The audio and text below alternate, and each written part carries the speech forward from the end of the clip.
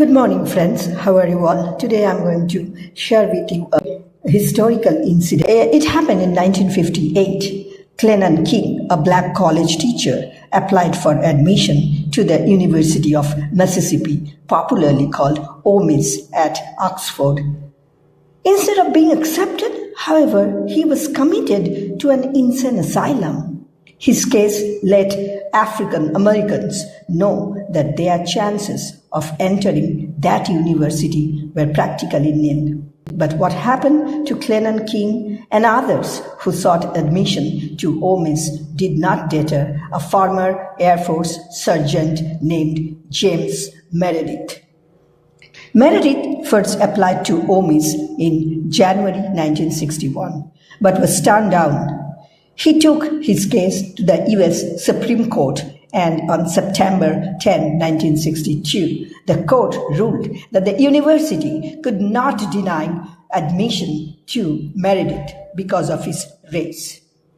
Completely ignoring the court's ruling, Mississippi Governor Ross Burnett personally blocked Meredith from registering at the university. On September 30, however, he was escorted to the campus by federal marshals. Altogether, 123 deputy federal marshals, 316 border patrolmen, and 97 federal prison guards were dispatched to Ole Miss to protect Meredith. But then violence erupted as a mob that grew to 2,000 attacked the officers with guns, knives, blackjacks, bottles, bricks, and Molotov cocktails. 2 people, one a French reporter named Paul Guihard, were killed.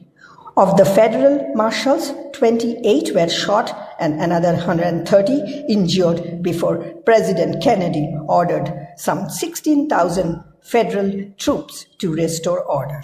James Meredith entered Ole Miss, and although he was harassed the entire time he was there, he graduated in 1964. In June 1966, he conceived the idea of a march against fear and led a small group on a voter registration march from Memphis, Tennessee to Jackson, Mississippi. On June 6, on a highway near Hernando, Mississippi, he was shot and seriously wounded by a sniper.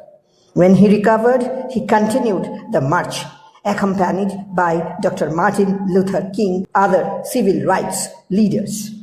Thank you for listening. God bless America.